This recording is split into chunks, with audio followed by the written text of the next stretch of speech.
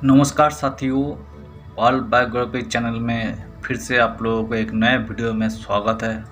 उम्मीद है दोस्तों आप लोग अपने ज़िंदगी में खुश होंगे, मस्त भी होंगे।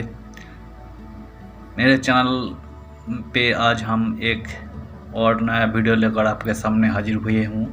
आज हम मशहूर एक्टर रेखा के ज़िंदगी के बारे में आपको जानकारी देंगे।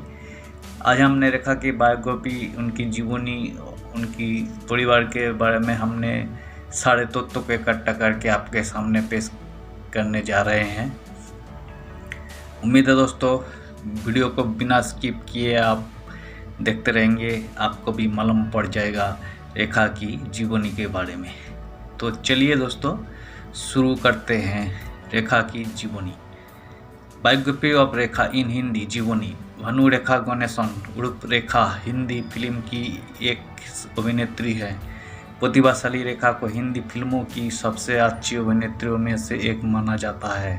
वैसे तो रेखा ने अपने फिल्मी जीवन की शुरुआत बतौर एक बाल कलाकार तेलुगु फिल्म रंगूला रत्नम से कर दी थी, लेकिन हिंदी सिनेमा में उनकी प्रविष्टि 1970 की फिल्म सावन भादो से हुई। प्रारंभिक जीवन। रेखा का जन्म चेन्नई में 10 अक्टूबर 1954 को हुआ। इनके पिता तमिल अभिनेता जेमिनी गणेशन और माता तेलुगु अभिनेत्री पुष्पवल्ली थी। रेखा का पूरा नाम भानु रेखा गणेशन था। रेखा अपने पिता के नक्शे कदम पर चलती रही। इन्होंने चेन्नई में पढ़ाई की। इनको हिंदी, तमिल और इंग्लिश तीनों भाषाओं का ज्ञान था। रेखा के जन्म के समय उनके माता पिता शादीशुदा नहीं थे। रेखा की एक सगी बहन, एक सौतेला भाई और 5 सौतेली बहनें हैं। रेखा को अभिनय में ज़्यादा रुचि नहीं थी, लेकिन रेखा के परिवार की आर्थिक स्थिति अच्छी न होने के कारण उनको अपना स्कूल छोड़ना पड़ा।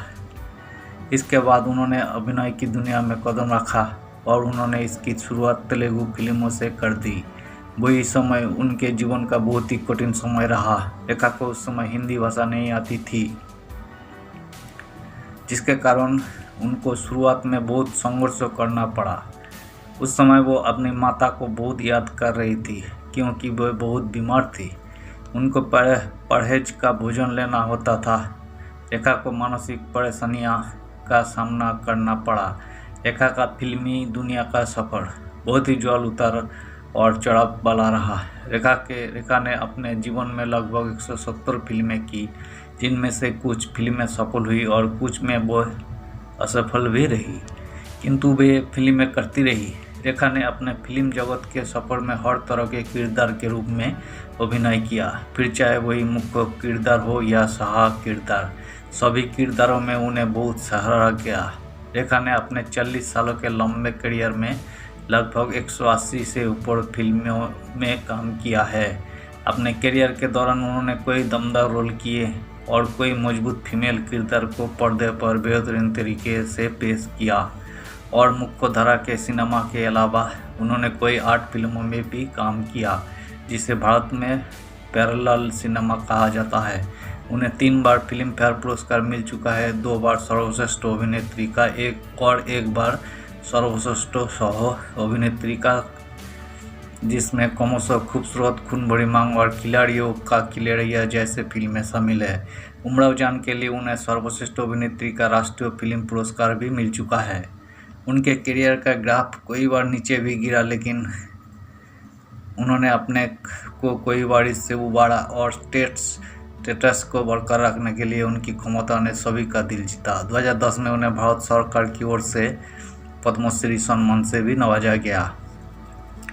वे बाल कलाकार के तौर पर तेलुगु फिल्म रंगूला रत्नम में दिखाई दी, जिसमें उनका नाम बेबी भानु रेखा बताया गया।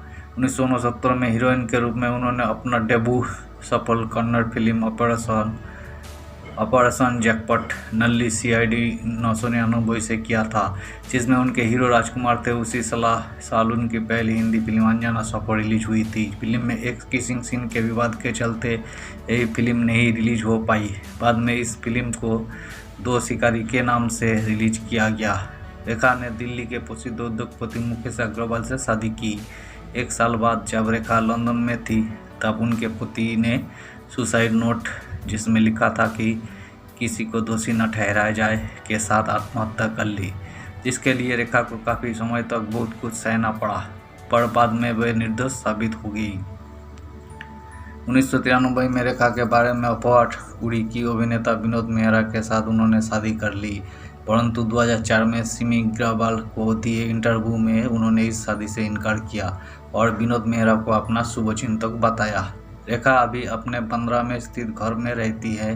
रेखा के हवाले से इस बारे में यासिर उस्मान की नई किताब रेखा एन अनटोल्ड स्टोरी में विस्तार से लिखा गया है। दरअसल जब कोलकाता में शादी करने के बाद रेखा विनोद मेहरा के घर आई तो विनोद की मां कमला मेहरा ने गुस्से में आकर चप्पल निकाली। जैसे ही रेखा उनके पैर छूने लगी तो उन्होंने उसे धक्का मारकर दूर हटा दिया। रेखा घर के दरवाजे पर खड़ी थी और उनकी सांस गालियां दे रही थी। हालांकि बाद में विनोद मेहरा ने बीच बचाव किया और मां को समझाया। शोर शराबे के चलते रेखा दुखी हो गई। रोते हुए वो लिफ्ट की ओर बढ़ने लगी। विनोद ने रेखा से कहा कि अपने घर लौट जाएं और अभी वे वही रहें। बॉलीवुड में ऐसी बहुत सारी अधूरी प्रेम कहानियां हैं जिन्हें उनका मुकाम नहीं मिला, लेकिन रेखा की बात और है। अमिताभ और रेखा के बीच में आखिर कुछ था भी या ये सब ऐसे ही अफवाह थी, यही आज भी लोगों के लिए एक मिस्ट्री बनी हुई है। भले ही दो दिलों में पनपते प्यार को लोगों ने कुछ और ही नाम दिया हो, लेकिन दोनों ने प्यार की एक अलग मिसाल कायम की है। सिलसिला और सुहाग जैसे कुछ फिल्मों में यही दिखाई भी दिया। यूँ तो रेखा ने बहुत सी शानदार फिल्मों में काम किया, लेकिन जिन फिल्मों में रेखा का जादू सर चढ़ कर बोला वही थी उमराव जान, खूबसूरत, सिलसिला, मुकद्दर का सिकंदर, खून बड़ी मांग। खिलाड़ियों का खिलाड़ी उमराव जान में रेखा का अभिनय अपने शिखर पर था। इस फिल्म में उनके नृत्य कला की सबने तारीफ की। खूबसूरत के लिए रेखा को पहली बार फिल्म फेयर की तरफ से सर्वश्रेष्ठ अभिनेत्री का खिताब मिला। सिलसिला में रेखा ने अपनी जिंदगी को पर्दे पर उतारने का सबसे मुश्किल काम कर दिखाया। एक पूर्व प्रेमिका के दर्द को आंखों में उन्होंने इस कदर उतारा कि लोगों को सिलसिला एक फिल्म नहीं, एक सच्ची कहानी लगने लगी। सिर्फ लीड हीरोइन ही नहीं, रेखा ने कई नेगेटिव रोल भी निभाए जिनमें खिलाड़ियों का खिलाड़ी अहम थी। अमिताभ की जया से शादी हो जाने के बाद भी उन्हें प्यार करती थी। रेखा के दिल में शायद अमिताभ बच्चन से दूर होने की पीड़ा हद से प्यार हो चुकी थी, इसलिए उन्होंने साल 1990 में उद्योगपति मुकेश अग्रवाल के शादी कर ली। मुकेश अग्रवाल उस समय के मशहूर हॉटलाइन ग्रुप और निकिता शाह ब्रांड के मालिक थे। फिल्म मैगजीन में रेखा और मुकेश की साथ में तस्वीरें देखकर सबको यही लगा कि आखिरकार रेखा की ज़िंदगी में जिस प्यार की कमी थी वो उन्हें मिल गया। लेकिन यही रिश्ता भी रेखा की ज़िंदगी में एक अलग तूफान लेकर आया। शादी के अगले साल ही 1991 में रेखा के पति मुकेश अग्रवाल ने फांसी लगाकर आत्महत्या कर ली। उस समय खबरें छपी थी कि जिस दुपट्टे से मुकेश ने फांसी लगाकर आत्महत्या की वो दुपट्टा रेखा का था। यहाँ तक कि रेखा और मुकेश के रिश्तों के बीच में दरार क्यों आई, ऐसे निजी सवाल भी रेखा से सरेआम किए गए। किताब में उस्मान ने बताया है कि जब रेखा ऋषि कपूर और नीतू सिंह की शादी में मांग में सिंदूर लगाकर पहुंची तो वहां हंगामा बर्पा हो गया। वहां मौजूद मेहमानों और मीडिया ने रेखा की मांग में सिंदूर देखकर यह अंदाजा लगाया कि उन्होंने गुपचुप शादी कर ली है। इतना ही नहीं, जब उसी पार्टी में रेखा अमिताभ के पास जाकर उनसे बातचीत करने लगी तो चारों तरफ कानाफूसी होने लगी और वहां मौजूद जया बच्चन के चेहरे पर हवाइयाँ उड़ती देखी गई। किताब में रेखा ने यह भी बताया है कि जब एक सार्वजनिक कार्यक्रम में उन्होंने एक शेर पढ़ा तो उसे लोगों ने अमिताभ के लिए समझा लिया, जबकि उन्होंने वो शेर जया बच्चन के लिए पढ़ा था।